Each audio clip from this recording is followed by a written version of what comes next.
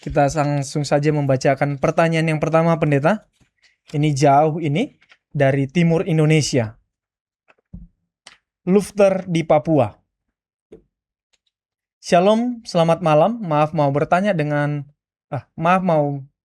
dan ingin mendapatkan pencerahan atau penjelasan. Ketika seseorang meninggal dan dia adalah pelayan di gereja dalam waktu yang lama dan cukup dikenal karena kesetiaan dan pelayanannya. Biasanya sebelum dimakamkan, jenazahnya dibawa ke gereja. Pertanyaannya, apakah ada dasar Alkitabiah tentang praktek ini? Sementara dalam bilangan 19 ayat 11, orang yang kena kepada mayat, ia najis 7 hari lamanya. Sementara mayat kita bawa ke dalam gereja. Mohon penjelasannya. Terima kasih. Shalom untuk saudara Luther dari Papua. Kita baca dulu ayatnya di dalam Bilangan pasal 19 ayat yang ke-11. Saya bacakan, Pendeta. Bilangan 19 ayat yang ke-11. Orang yang kena kepada mayat, ia najis 7 hari lamanya. Terima kasih. Orang yang kena kepada mayat, ia najis 7 hari lamanya. Lalu bagaimana caranya supaya dia bisa dianggap tahir lagi? Kita bacalah sampai ayat yang ke-13. Ayat 12. Ia harus menghapus dosa dari dirinya dengan air itu pada hari yang ketiga. Dan pada hari yang ketujuh ia tahir. Tetapi jika pada hari yang ketiga ia tidak menghapus dosa dari dirinya, maka tidaklah ia tahir pada hari yang ketujuh. Setiap orang yang kena kepada mayat, yaitu tubuh manusia yang telah mati dan tidak menghapus dosa dari dirinya, ia menajiskan kemah suci Tuhan, dan orang itu harus dilenyapkan dari Israel. Karena air pentahiran tidak disiram kepadanya, maka ia najis. Kenajisan masih melekat padanya. Terima kasih. Aturan-aturan ini dikaitkan dengan apa yang dibuat di dalam upacara-upacara bait suci. Makanya di ayat yang pertama dan ayat yang kedua dari Bilangan pasal 19, Tuhan berfirman kepada Musa dan Harun. Tuhan berfirman pada Musa dan Harun, inilah ketetapan hukum yang diperintahkan Tuhan dengan berfirman, katakanlah kepada orang Israel, supaya mereka membawa kepadamu seekor lembu betina merah yang tidak bercacat celah, yang tidak ada cacatnya, yang belum pernah kena kuk. Haruslah kamu memberikan kepada Imam Eliezer, maka lembu itu haruslah dibawa keluar tempat perkemahan lalu disembelih di depan imam dan selanjutnya. Lalu kemudian diperkenalkan juga di sini air yang disebut sebagai air pentahiran untuk mencuci tubuh yang dianggap najis. Salah satu kenajisan itu diakibatkan oleh memegang atau menyentuh mayat, maka seseorang akan najis selama 7 hari. Kalau ia tidak ditahirkan, maka ia bahkan harus dilenyapkan dari bangsa Israel. Apakah ini masih diikuti aturan ini? Aturan-aturan mengenai kenajisan dan juga pentahiran yang ada di dalam kitab buku-buku Musa ini, di dalam Ulangan, Bilangan, ataupun kitab Keluaran, itu menggambarkan tentang dosa yang harus dihapuskan. Bahwa orang yang berdosa itu haruslah disucikan.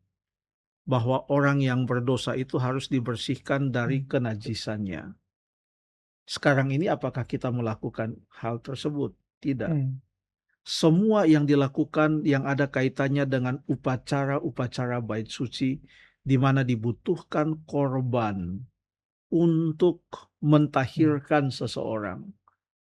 Semua itu tidak dilakukan lagi semenjak Tuhan Yesus mati di atas kayu salib. Dan kematian Yesus di atas kayu salib itu sebenarnya adalah merupakan penggenapan semua upacara-upacara tersebut.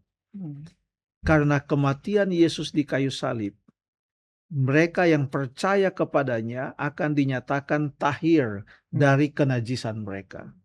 Mereka dinyatakan dosa-dosa mereka diampuni bila mana mereka percaya kepada Yesus Kristus.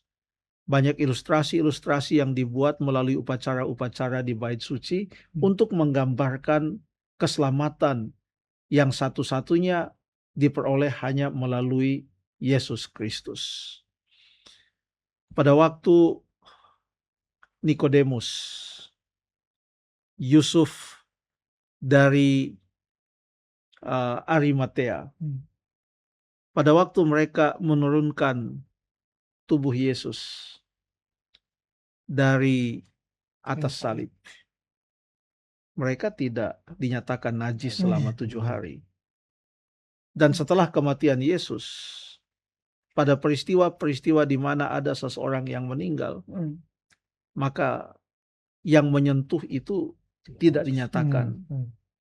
Kecuali kalau orang-orang Yahudi yang tidak percaya kepada Tuhan Yesus tetap melakukan hal tersebut karena mereka tidak menerima Yesus sebagai juru selamat mereka.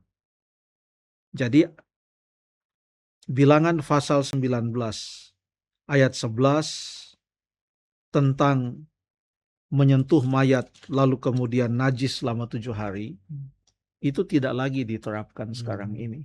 Setelah kematian Tuhan Yesus menggenapi semua simbol upacara-upacara tersebut. Ya, upacara-upacara tersebut. Sekarang apa dasarnya seseorang itu dibawa ke gereja pada waktu ia sudah meninggal? Lalu ada acara penghiburan atau di sana Penghormatan. acara penghiburan, lalu kemudian keluarga di sana boleh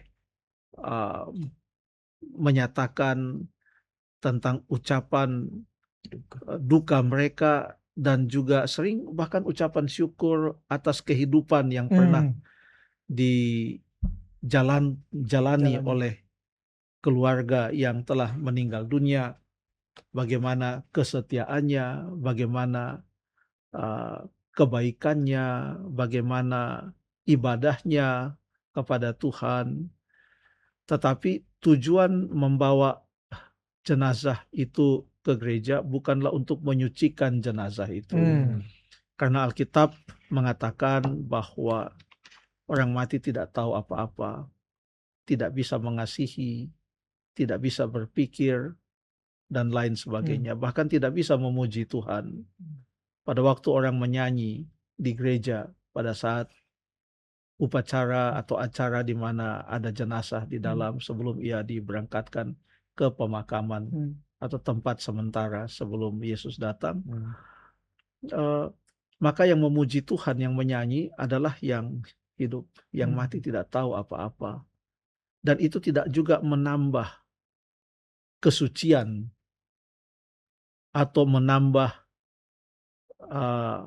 kelayakan karena ia sudah dibawa ke gereja. Yang membuat beda seorang yang meninggal yang dibawa ke gereja dengan seorang yang meninggal yang tidak dibawa ke gereja, tidak membuat perbedaan apa-apa. Ya, tidak membuat perbedaan apa-apa. Dan kalau itu pun dilakukan, itu tidak melanggar Bilangan pasal yang ke-19 ayat yang ke-11, asal dengan suatu konsep bahwa itu bukanlah suatu upacara untuk menyucikan orang yang telah meninggal dunia, atau untuk melayakkan orang yang sudah meninggal, atau untuk mengubah nasib dari orang yang sudah meninggal dunia itu. Kita harus tetap mengingat ajaran Alkitab tentang seperti apa keadaan orang yang sudah meninggal itu. Terima kasih.